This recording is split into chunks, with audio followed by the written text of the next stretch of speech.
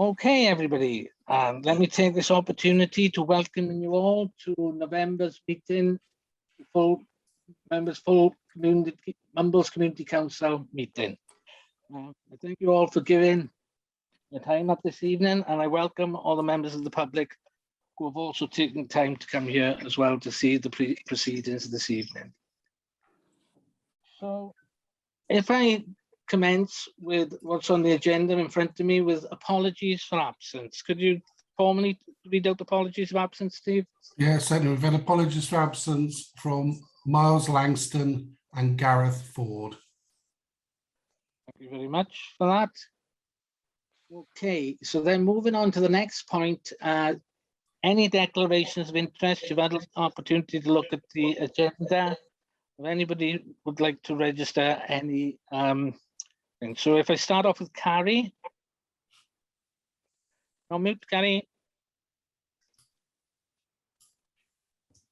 Yes, under the item regarding the planning applications, the Broadview Close development is just across the road from my house, and I have already put in an objection. So I have I guess, a prejudicial interest there, Steve? That's correct, yes. Yeah. Okay, then, hold on, let me get down to, okay. Adam, go on then, Adam. Yeah, I can see you're very keen, but we've got to do Adam now. Okay, thank you. I have one regarding the Yacht Club application for Remembrance Sunday. I'm a member of the Yacht Club, a member of the Lifeboat Association too. Okay, thank you for that. Is that noted, Steve? Yeah, just to confirm, Adam, it's just a personal interest to note he is a member, isn't I believe so, yeah, personal. And if you go on to Richard Jarvis, please. Yeah, regarding the application for MIC and Remembrance Sunday, it's a personal interest for two reasons. I'm also a member of MIC and I'm a veteran. I feel strongly about it, so personal interest. Okay, thank you for that. So if we go on to the next. Just a point of information, Chair. Sorry, I think when it comes to the Yacht Club and the BCYC, I think it's member owned, so it'd be prejudicial in my opinion. Just a bit of advice. Really. Okay, have you noted that, Steve? Well, I'm not going to note hearsay, no. Well, it's up to them. I'm just giving like a bit of helpful advice. Really, I would class that as prejudicial personally, but it doesn't. It's up to them. Yeah, exactly. Yeah. Thanks. Oh, Richard, did you want to come back in again? I'm happy to register as either or both to be on the safe side. Just as long as I think we've got the issue registered. So, any other items? No, if that's the case, if I could move on to the minutes of the monthly meeting held on the 12th of October 2021. If anybody wants to raise any matters in relation to the veracity of those or any issues in relation to them, I've had a look myself. I don't see any particular issues. If not, can I move that they be accepted as a truthful record? Yeah. Yeah, Pam, anybody second? Sarah, go on. Okay then. So then if we move on then to the clerk's report. Thanks, Chair. Yeah, as you know, my report was circulated with the agenda. Has anyone got any questions they'd like to raise about that or any other matters relating to the clerk?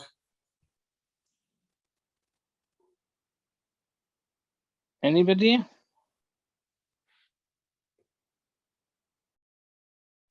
No. If that's the case. Oh, sorry, Pam, I couldn't see you there in the corner. I did have something to talk about, but I've talked about it with the clerk today and taken his advice on that, so there's nothing to say in this meeting. Okay, thank you for that. In that case, Chair, can you ask that it's formally noted? Yes, if we could note that the chair's report be, other clerk's report be accepted. Okay, then going on to the next item on the agenda, which is the chair's report, which is my report. And as per usual, I will read out the report. I have circulated the report, mind, as well, for the documentation. So following on from last month's report, I'm pleased to report that with the Underhill initiative continues to make progress. Due to the issues previously identified in relation to the COVID pandemic-induced staff shortages and material supply issues, the tender deadline has now been pushed back to the 19th of November. And while this is in some ways is concerning, at least the project continues to progress, and hopefully once the tenders are received, it will help us to facilitate a more concrete timeline for progress. We have also recently received an update from City and County of Swansea in relation to the skateboard park, and I am pleased to report that it is hoped that the proposal will now go forward to the next meeting of Council Cabinet for November. Again, in reference to last month's report, the topic of male cycle lane was discussed at the last full council meeting. And although there was a positive general consensus to the idea of a meeting to bring together the relevant stakeholders hosted by the Community Council, I am disappointed to report that at the time of writing, we have not had any positive feedback from City and County of Swansea Council. Although this topic continues to contribute to significant communication to MCC, a much often misinformed debate on social media, which I'm very disappointed to see Mumbles Community Councillors contributing to. Following the soundings taken at the last meeting, and bearing in mind the current lack of progress with City and County, I would welcome the input of councillors as to how we might take this matter forward at this point. I will provide a bit of an update here, mind. I did receive some communication this afternoon from City and County, from the Highways divisions, where they want to dialogue with us in relation to the nature of this meeting and what topics we would like to discuss at the meeting. So that's just an update that I've received today.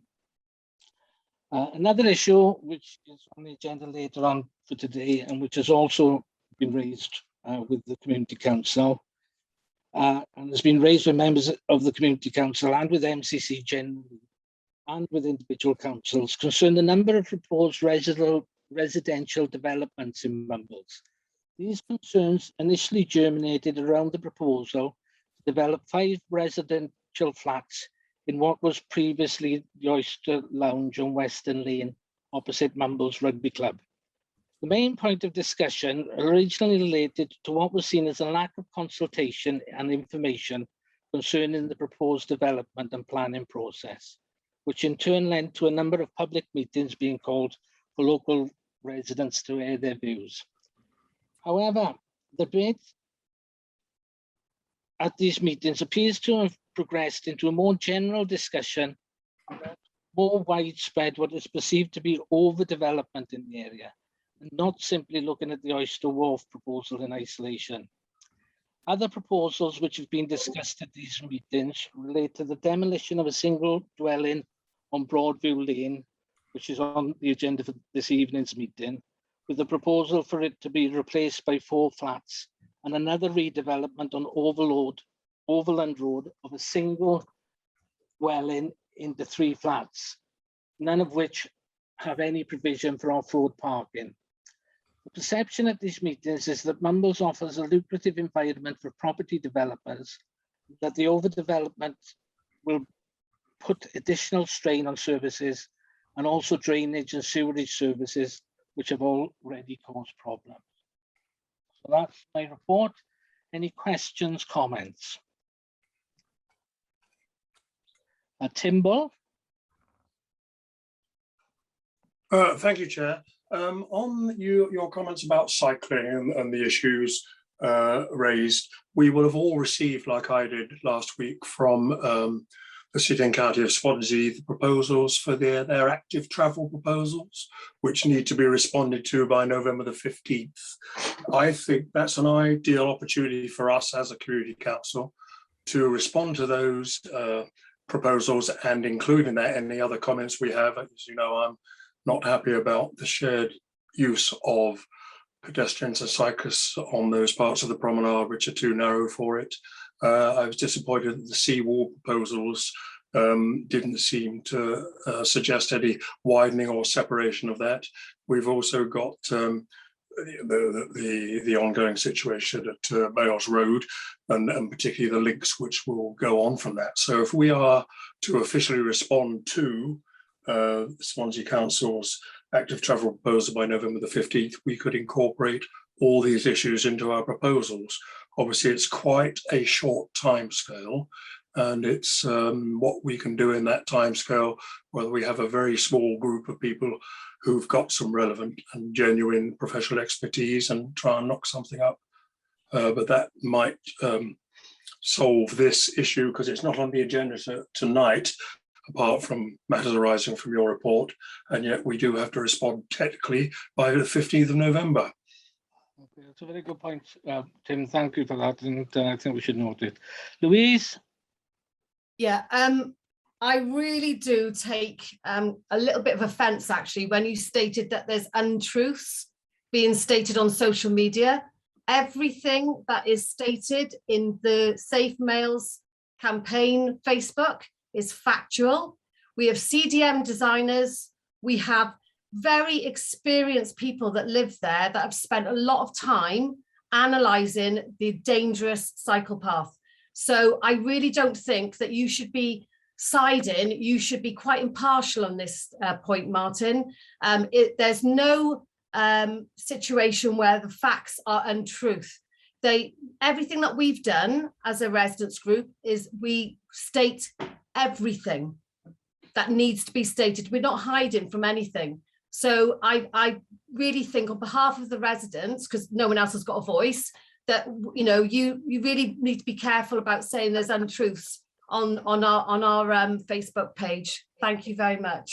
Okay, just so I can respond to that. Thank you. I've already communicated to Councillor Thomas that there was a statement on the Facebook page stating that the Mumbles Community Council are not concerned about the active travel initiative. Oh my gosh. Oh my gosh. When I think that is palpably provable that that is not the case. Just so that would just be one example. I'm sure I could cite other examples, but I can see there are a number of other people who want to speak as well. Could I go to Rebecca Fogarty first and then Pam, please? Thanks, Martin. As we've seen in recent weeks, the use of some councillors' comments for particular purposes on social media, I have written down what I wish to say so there can be no misinterpretation of my words. So I hope you don't mind if I just read. No, certainly, Rebecca, I understand. So firstly, I just want to thank residents who have sent their concerns via email. And if there are some here this evening who are here because of this particular issue, I'd like to thank you for engaging with MCC on this issue. I'm really very concerned that recent correspondence and social media posts that I have seen falsely suggest that MCC is not interested in this topic. This is a blatant falsehood, as demonstrated by the Chair's inclusion of the subject in his report for the second month in a row. And I am extremely concerned that a member of this council has spread the idea that MCC is uninterested and has deliberately sought to set residents against us. What I and many people around this virtual table are interested in is coming to a position that fairly represents the views of residents, road users of all kinds, but is also constructive and moves us forward on this issue.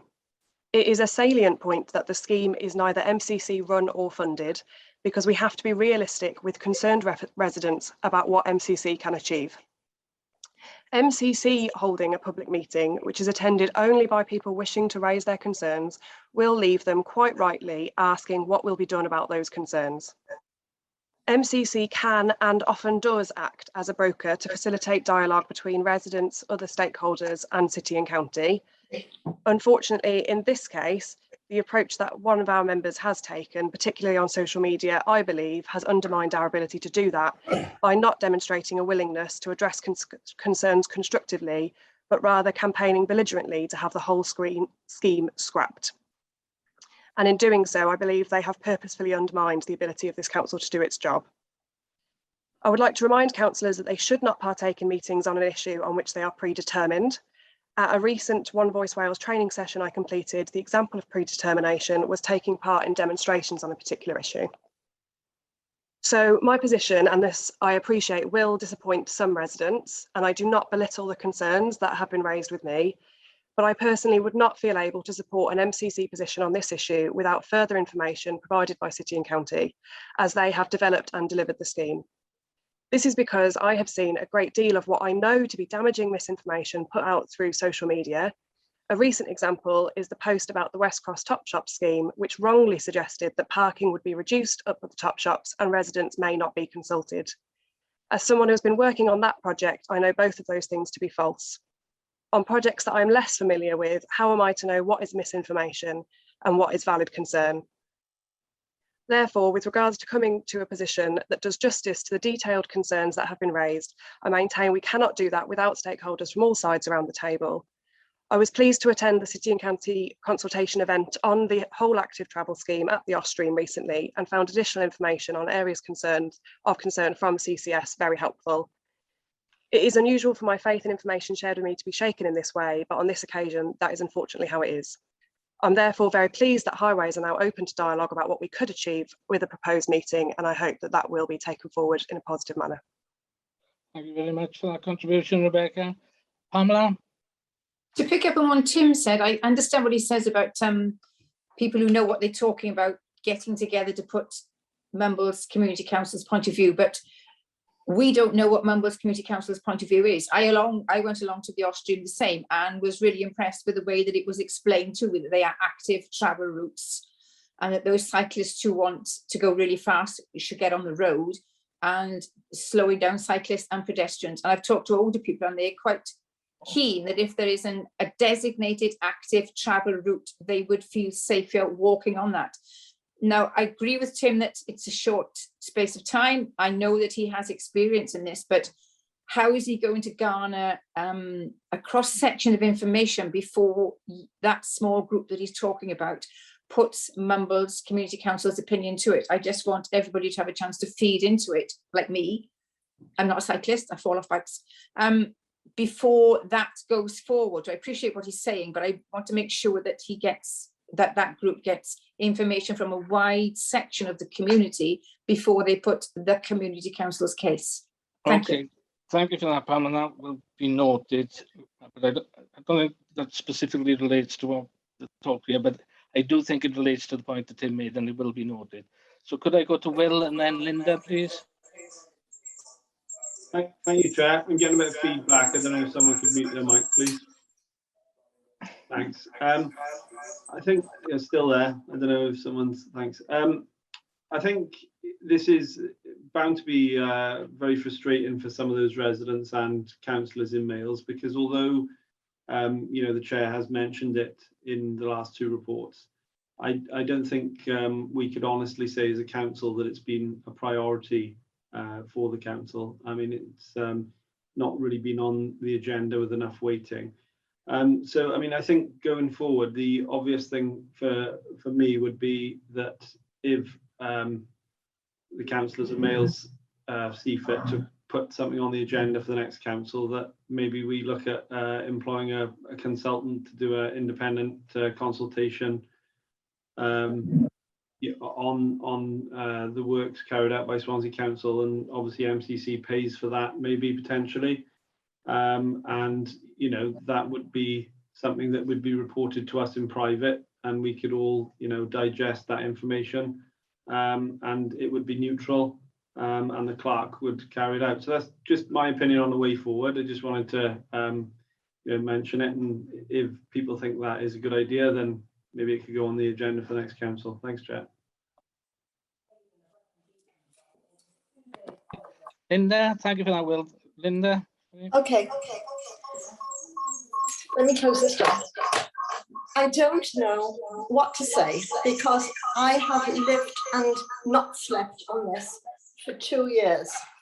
All I can say is, when you talk about consultation and engagement, I know for a fact that the people in Wales do not want it. I have been on the roads on wet nights, wet afternoons in the winter, talking to people, and I have not met one person who wanted it, whether they're cyclists or not. Now, we know that.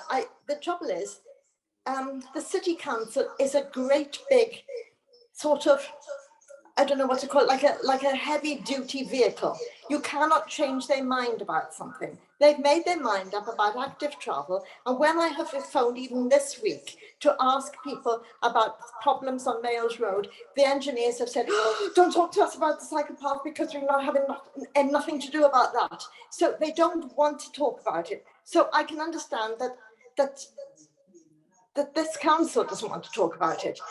As we go forward, I don't know what to say because I'm exhausted and I have left all this campaigning now to Louise, who is coming in fresh to it. All I know is that people with children don't want to use the cycle path because it's too near the road, and people who are serious cyclists don't want to use the cycle path because they want to speed down.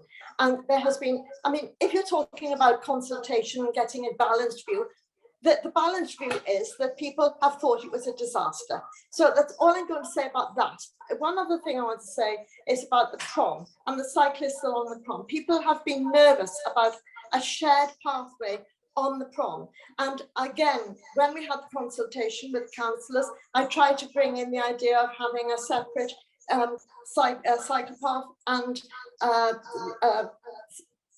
pedestrian path, and they weren't keen on that either. So to my mind, it seems to me as if the council has made decisions, and they might say they're engaging with the public, but I don't see any change of mind. That's all I got to say. Thank you for that as well, Linda. Carrie? Hi, this is actually in relation to Tim's suggestion. You know, we're on the whatever date it is now, the 9th, and the closing date is the 15th. And I think this is something that all councillors would probably want to participate in, because I think there's very differing views across the council. And I'm not convinced that we could actually come to an agreement between all councillors of a common understanding. Certainly not in the space of time we have between now and the 15th, because I think the only way we could do it would be by having a full special meeting to discuss it. So all I'm suggesting is that every individual councillor puts in a response, and then, you know, those differing views will all be represented within the response without it, you know, causing huge amounts of friction in terms of trying to find a common ground for an MCC response. Okay, thank you for that, Carrie. I'm sure every councillor would be within their rights to respond to that at an individual level as well. But I take that point on board. Ian? Yes, thank you, Chair. I would just like to say that, you know, we should have been consulted by City and County on the proposed scheme along with the residents, but that's not happened. Active Travel, in conjunction with City, have just bulldozed their way up Nails Road and with the implementation of the scheme. Now, you know, there has been no dialogue. I support the ward councillor, Councillor Thomas, who's been very proactive in supporting those residents that feel very strongly about it. Not only do they feel strongly about it, but they are competent in talking about the scheme, because they are hardened cyclists, and they've been involved with the implementation of similar schemes in other parts of the country. Why we've chosen to not take advantage of that scenario, I find it quite extraordinary. And councillors have to be aware that there is going to be further rolling out and implementation of more schemes throughout the different wards, and let's hope, you know, there'll be a little bit more interest taken by the respective councillors. Thank you. Thank you, Ian. Sarah? Hi, Chair. I thought that it was said that Linda Tyler-Lloyd, Councillor Linda Tyler-Lloyd, was questioned and asked what she thought of be the scheme a while back and nothing was said. So I don't think she found it that controversial at that point. As environmental chair, I'm just concerned that with all this negativity towards an active travel path, cycle path, that we're going to end up with nothing. What's the alternative? I mean, we can't keep on going, the car is king. Cars are going to have to slow down and make way for bikes and pedestrians more and more. And we're just going to have to get used to it. What are we going to do instead? I mean, if they're very good at saying, no, we don't want that. Well, what do they want instead to get the cyclists safely to Bishopston? That's within budget and can be done. Because we had this argument with the skate park. It was like, it was never the best place. And you can never, in the end, you cannot not have anything done if you keep saying, well, it's not the best place, so we won't do anything. We need to move forward and get stuff done. And I know that a lot of stuff isn't ideal, but if it's the best we can do, it's the best we can do. Sorry. So what do they want to do for it? Okay, Sarah, a lot of hands up. I'm trying to get around. Linda, did you want to come back on that? Yeah. Because yes, I do. Can you hear me? I don't know where I am. Very echoey though, Linda. Have you got two devices on? Yeah, because I'm trying to read the agenda on one. Yeah, well, can you turn the microphone off on one? Okay. No, can't find the microphone. Wait a minute. I'll take it into the other room.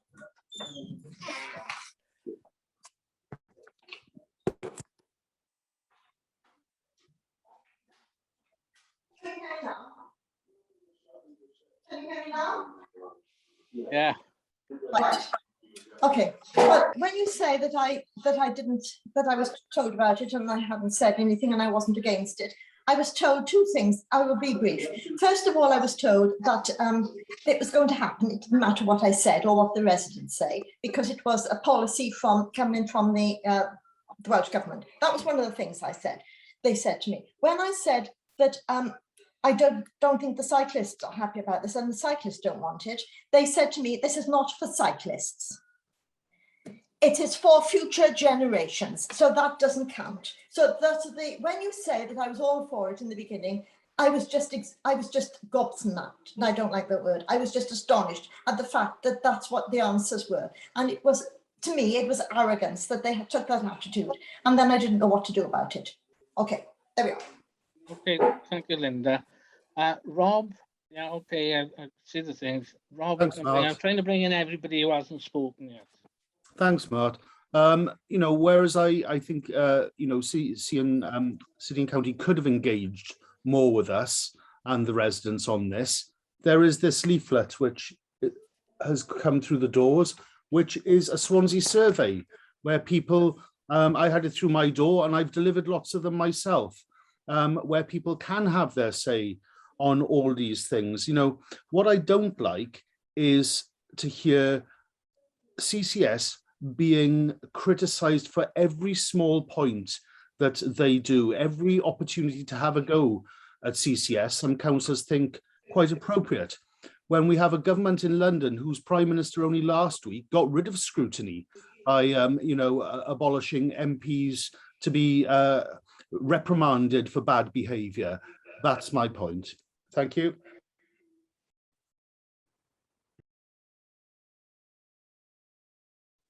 Thanks for that, Rob. Sorry, can I bring Richard in now? First of all, I don't think there's anyone who will say we don't need more cycle paths. Sarah was saying we've got to get fewer people in cars, we're going to improve public transport and all the rest of it. I'm not going to say that the cycle route that's been made at the moment is perfect. Far from it, I'm sure. Well, I know it's far from perfect, but we've got to have more cycle paths. Now, if there's things wrong with it, take the Swansea City Council and get them to rectify it. Sadly, we know there's certain agendas at play. And as Rob said, today's consultation will never be perfect. whatever consultation you do, as we know from the consultations we've done, people will still criticise it. But we've got to have more cycle paths, and that is a main road. I've cycled in various places myself. I've cycled in London, which isn't the safest place, and some of the cycle paths there are horrendous. Now, we've got to try and make the best of it with what we've got, with, I dare say, some improvements. But we've got some cycle paths are the future, not part of it anyway. Okay, thank you for that, Richard. Right, I really don't want this to turn into a debate about my report, so I will give Carrie and Tim a chance to speak, and then give Louise the chance to answer. Yeah, well, this is a Carrie and Tim, and then Louise time to answer. Then I will wrap it up, and we need to move on because otherwise we'll be talking about this all night. Okay. So Carrie first. Yeah, just something which I meant to say before and forgot is, of course, that there is currently about to be consultation around actually making all roads other than particular arterial routes as a 20-mile-an-hour limit for traffic. That would seem to be perhaps a mitigation for having the cycle paths in the dangers of cars hurtling up and down Males Road will be significantly reduced if if the speed of all traffic is cut to 20 miles an hour. We will then be able to have all sorts of cycle paths and active travel routes where people feel completely safe because they know that the cars traveling alongside them are only going to be going at 20 miles an hour. Okay, thank you for that. Good point. Tim. Yeah, thank you, Martin. I just wanted to come back to the points that Pam and Carrie made about if I supplied that I and a small group would write something on behalf of all the council.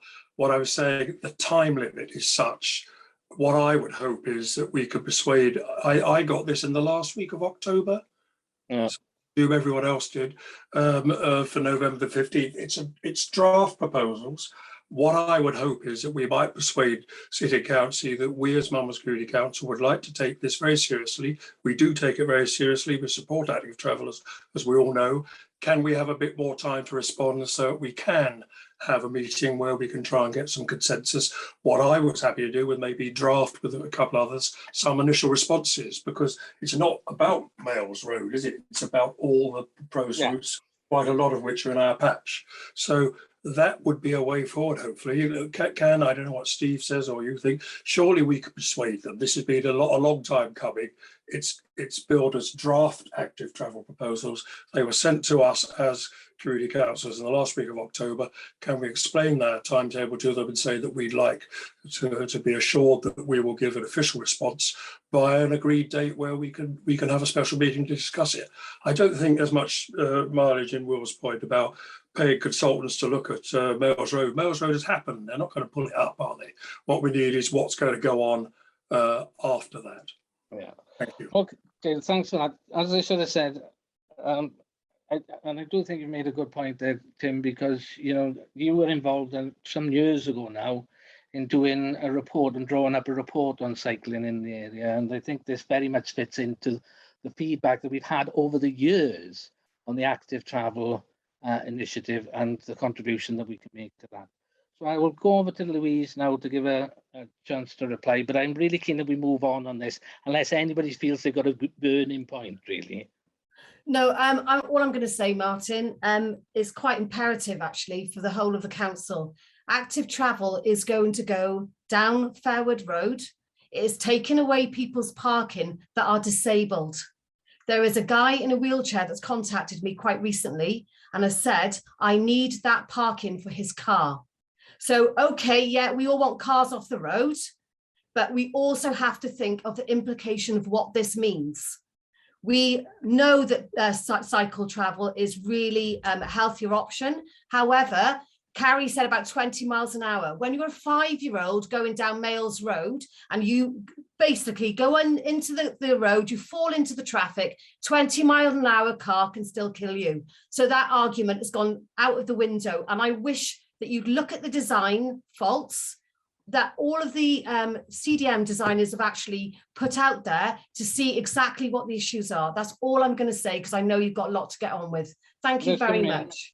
I will let Sarah speak, but honestly, I want to shut it down here. I'm sorry, is that like, Yeah, we can have this conversation, we will go on all night. Sorry, yeah, I know, Martin, but I want to say as Chair of Environment, I agree with him. We can look at it, we can finesse it, but let's not throw the baby out with the bathwater. We do need an active travel cycle path to get us to make that connection. It's so important. Okay, shall I give way to Rebecca? Okay, like be brief now, both Rebecca and Carrie, but that's it.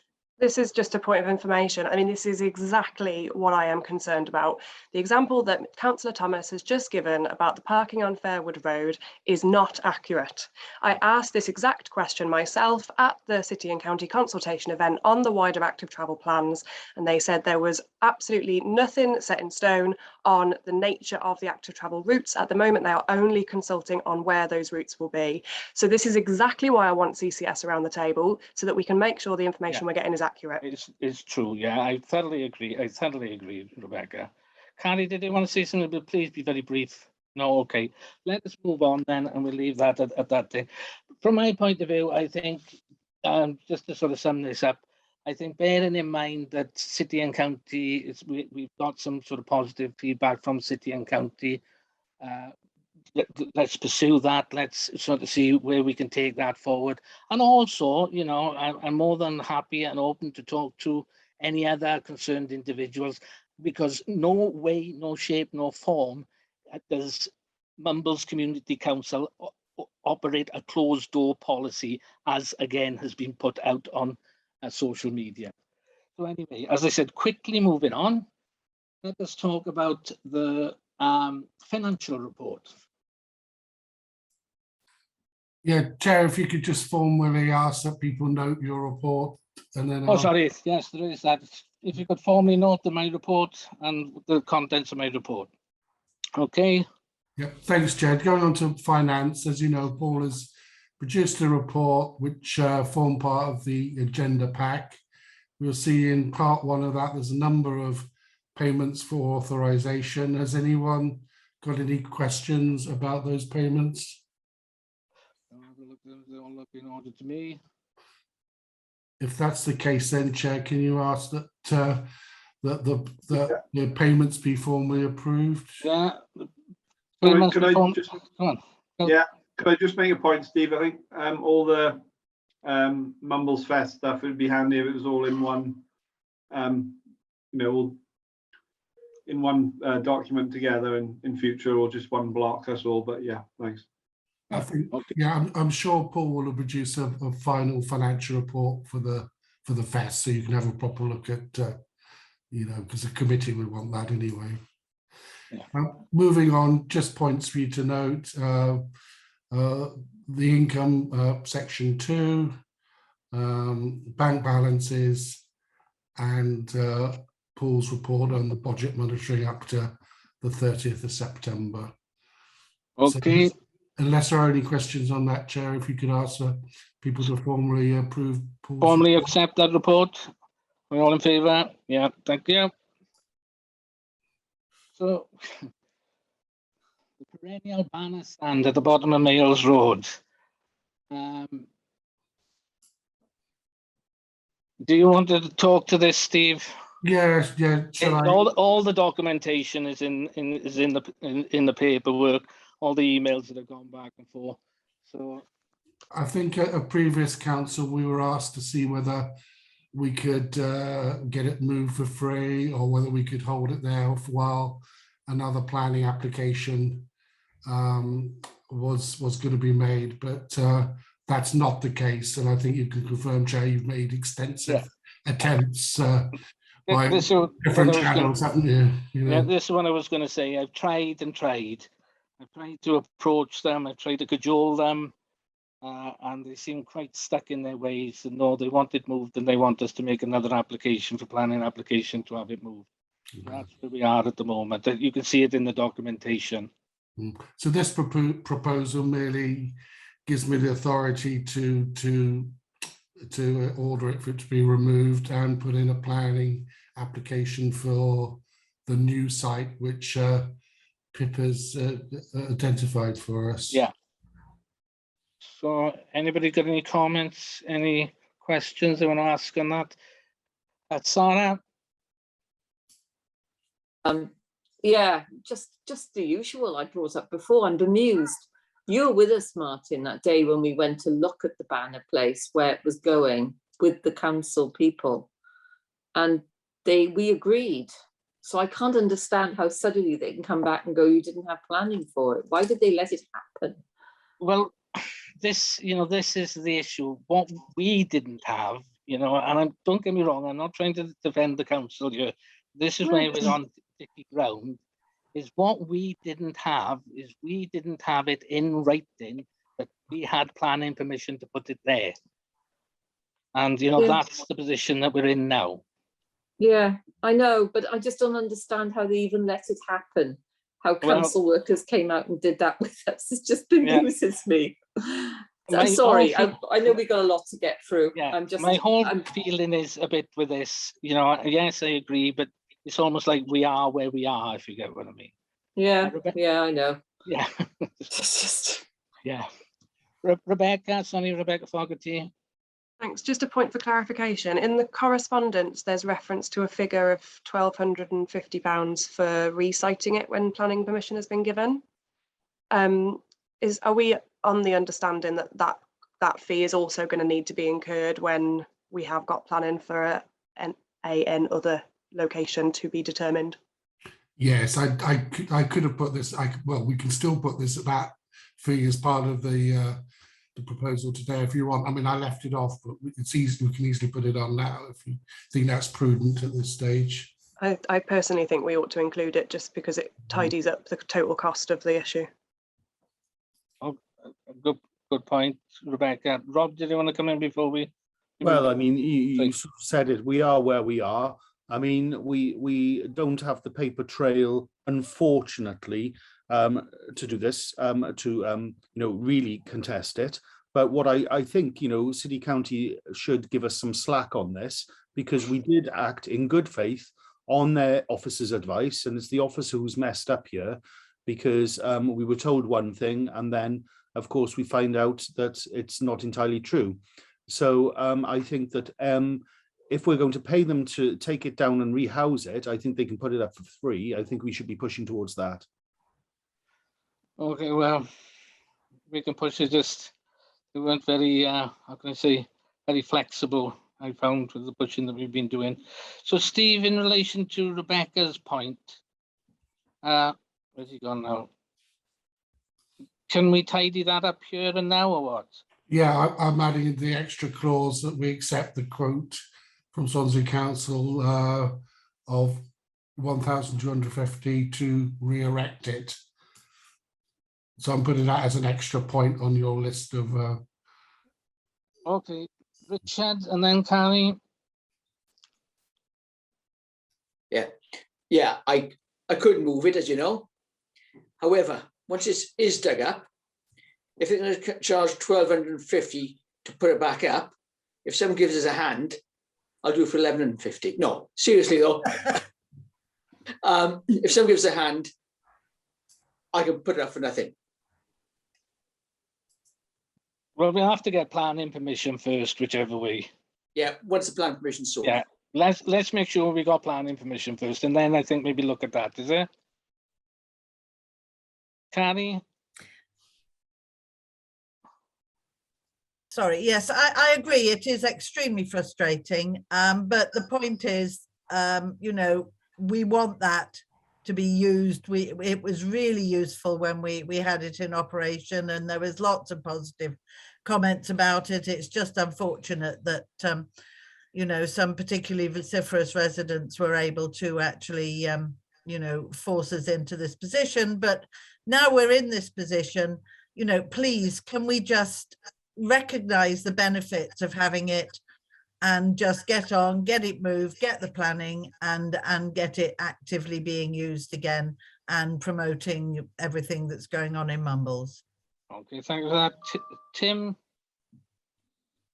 Thank you, Chair. No, I'm gobsmacked. I agree with Rob Marshall that they should want to charge £2,200, take it down and put it back up again when they were partially culpable in the first place, when there was someone involved.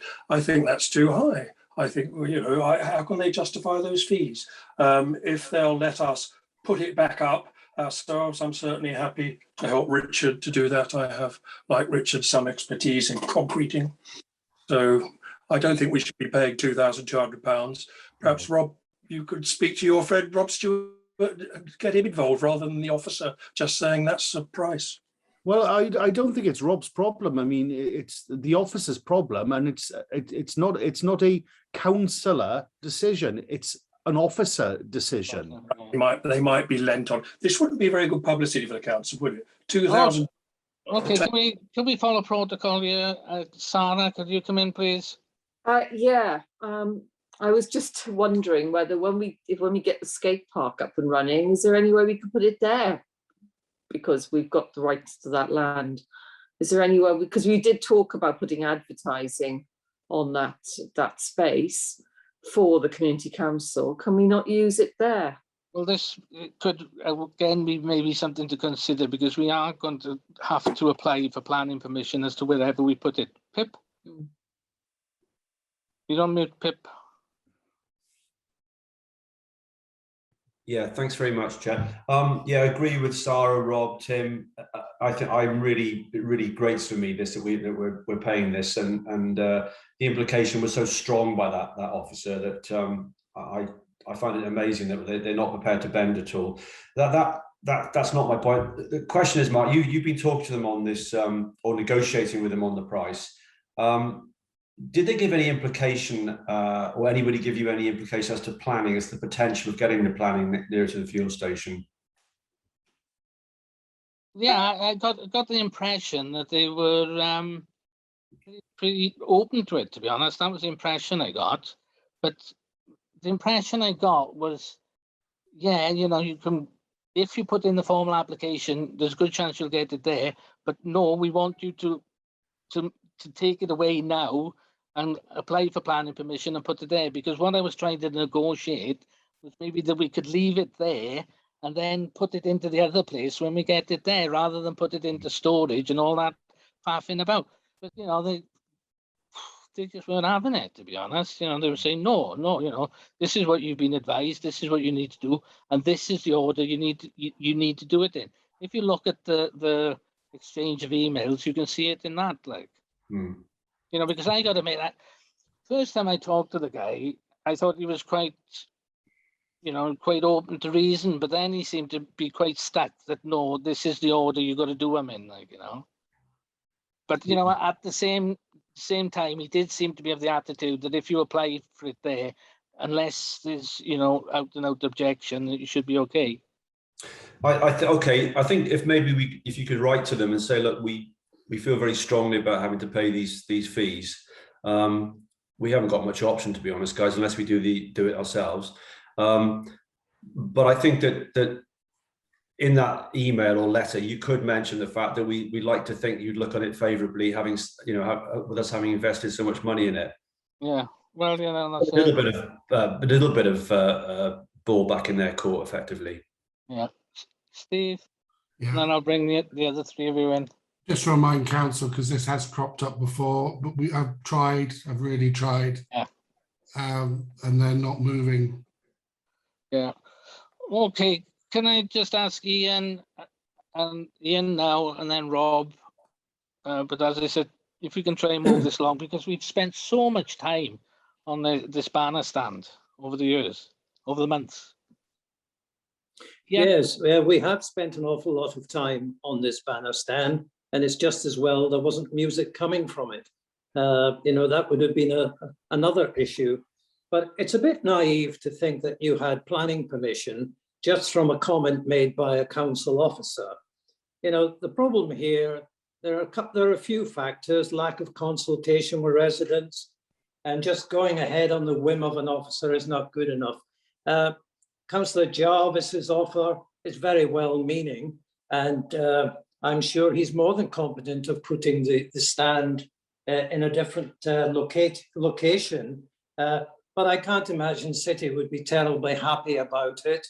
You know, if something were to go wrong, you know, the litigation against Richard would be considerable. So, you know, it's council land. Council want to do the work. That's why they put down these exorbitant prices. But we need to move forward on this. Definitely, I agree with you. So if I could bring Rob, Richard and Sarah in that order, please. I agree with Pip. You know, there has to be some sort of diplomatic way, put the ball back in their court, either that or just leave it there and stick two fingers up. There we are. Thank you, Richard. On the planning permission, it wasn't just on somebody say so. When I checked on that stand, there is a notice talking of planning permission dated January of this year. Well, Richard, if you can find that, because I've looked and I can't find any planning permission. That should be on record, surely. If you could find the planning reference or something for that. Sarah? Yeah, just a response to Councillor Scott. It wasn't just on the whim or the word of one. We were taken there. It was a site visit. It was an official site visit. We went to, a few of us went, looked at that space. They said, this is where you want it done. This is the acceptable bit. And they put it in. I don't understand what more we could have done. We acted in good faith. Okay. Sorry, still irking me. Okay. Okay then, so can Linda, as you're from Males, I'll bring you in. Sorry, it's just that it's an indication of what can go wrong if you're listening to an officer, and if you've got to have the papers there, because it happened across the road. Somebody had an officer tell them that they could put in a loft extension, and they did not have the planning permission. So we really have to dot the I's and cross the T's every time. That's all I want to say. Yeah, I think that's a good point. And to be honest, is that it's always the case with this, and I think that's what Ian is on about as well. To be honest, is dealing with local authorities, dealing with councils. We just need the legal paperwork, because then if we've got the audit trail, things can happen, and unfortunately things haven't worked out. But as I said, moving ahead, Steve, have you got the format of words? I have, yeah. Do you want me to read them out, or? Yes, yeah. Well, added to the 3 points in the proposal that you've got on the agenda, point 4, accepts a quote from Swansea Council to re-erect the banner stand for £1,250. Sorry. I got distracted then, but there's a smell of burning coming from elsewhere in the house. I hope I'm going to be okay. So that's an amendment. We need to vote on that first. Take it. So yeah, can I put? Yeah. So can I put those to council? All those in favour of the amendment that Steve has suggested there. All those in favour? Okay. I think that's carried. Steve? Sorry, was that in the amendment or the actual vote? Because I want to abstain on the vote. Okay, that was the amendment, that was. So he's amending it. I'm abstaining on the vote, though. Okay.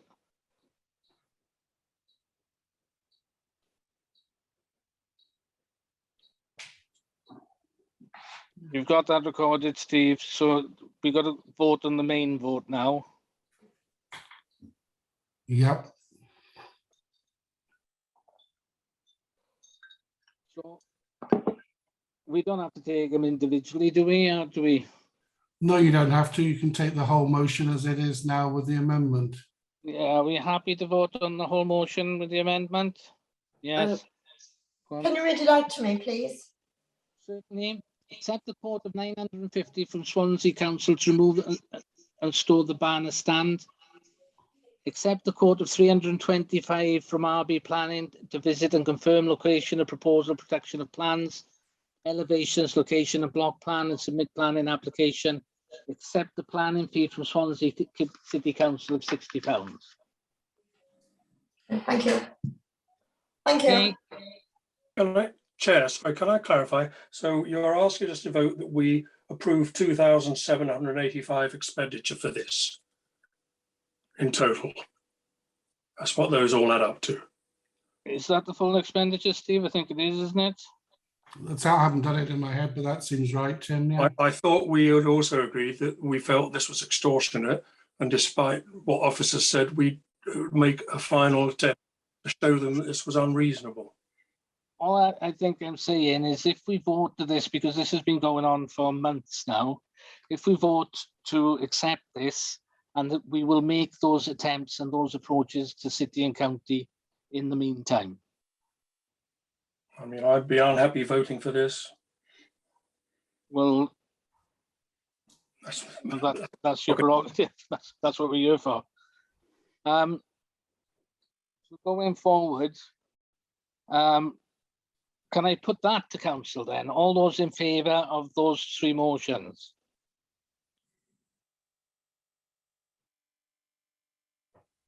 Right. Sorry, which three motion? Are we now voting on the actual decision as it is here? Yes. Or is this something else? No, this is the decision as it is here on your papers, the one that I just read out. Yeah. Martin, sorry, did you say, I thought the amendment, you said the amendment had passed. Plus the Yes. amendment, yeah. Yes, No, it's the 4 clauses. yes. Yeah. Yeah. Okay, thanks. So that's what we're voting on now. Yeah. Okay. So all those in favour of the clauses as is on your paperwork as you have it now. All those in favour? 1, 2, 3, 4, 5.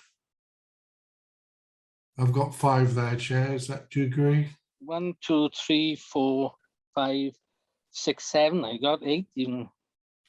Mm.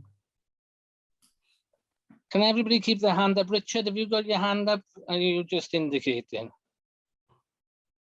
Oh, I'm going by people I can see in hands. Sorry, because I can't. Okay, so we've got Martin O'Neill, Carrie Townsend-Jones, Adam Gilbert, Pam Erasmus, Sarah Keaton, Rebecca Fogarty, and Richard Jarvis. Okay. That's 7. Okay. And my counting's not that great, okay? So all those against?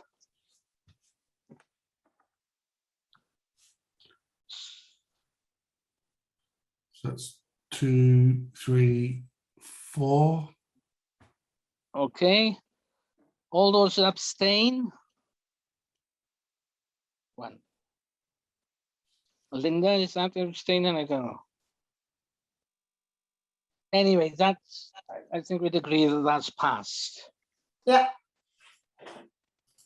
Okay. So if I can move on to point 8 of the agenda, which is the Mumbles Yacht Club grant, using funds to consider a grant application. You've got the grant application in your paperwork. £400 to host a remembrance.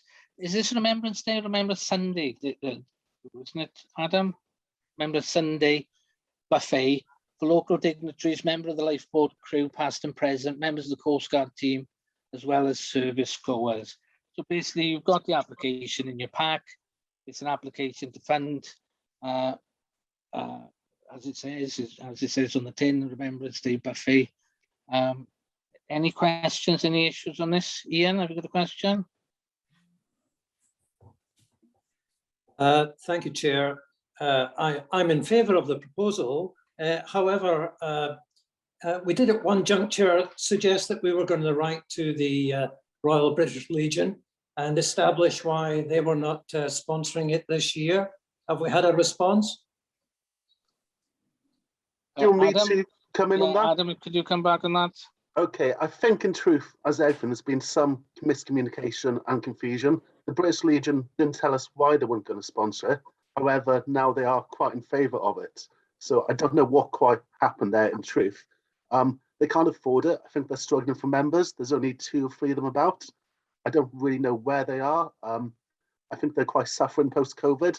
They aren't in favour of it. Why they can't afford it, I don't really know. It's quite hard to pin them down.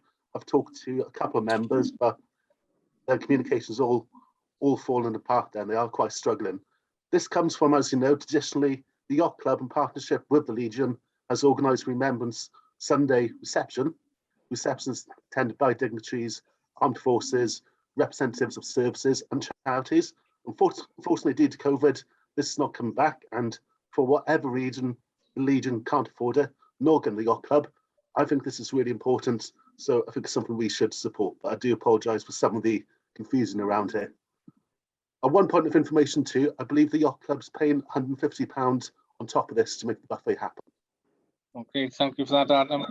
Ian, if I could just come back on that point, yes. Chair. Yes.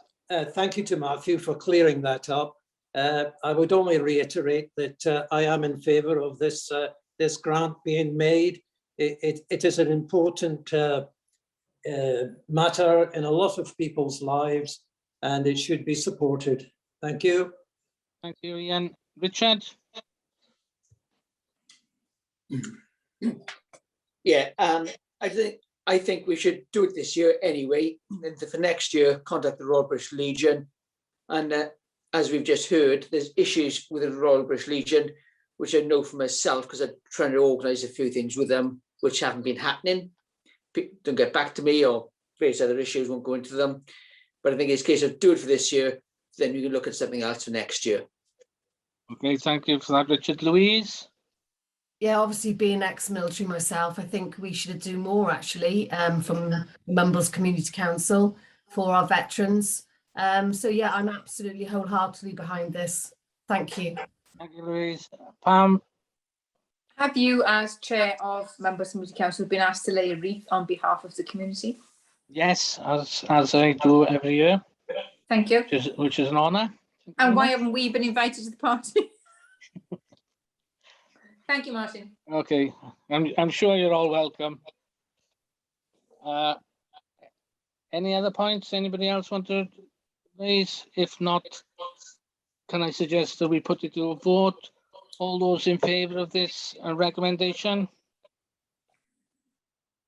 I think that's carried unanimously. Right, cleaning SLA. That Mumbles Community Council signed the attached service level agreement with Swansea Council to provide additional cleansing services to the MCC area at a cost of £6,841 for the remainder of this financial year, and an ongoing cost subject to review of £16,420. Carrie, are you going to speak to this? Apparently so, yes. Okay. Just saw you were the one who was proposing it. So. Yes.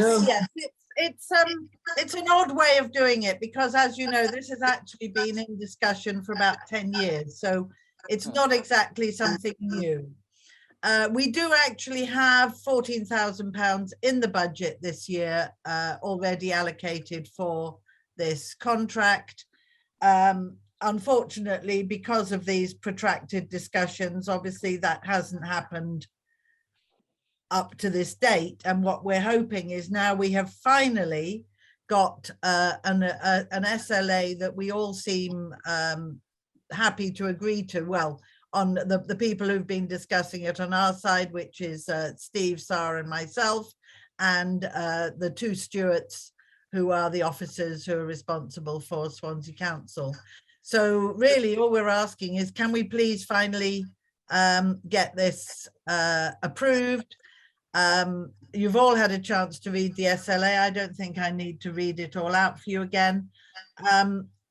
You will see that in a full year, it will have to go back into the budget for next year for ongoing, But, you know, if at least we can tick it off for now and get this started, we will get 2 full days of additional cleaning right across the whole MCC area, with our own designated operative who will have the MCC logos on their PPE, so that everybody knows that the work that they're doing is very clearly work that's being provided by MCC.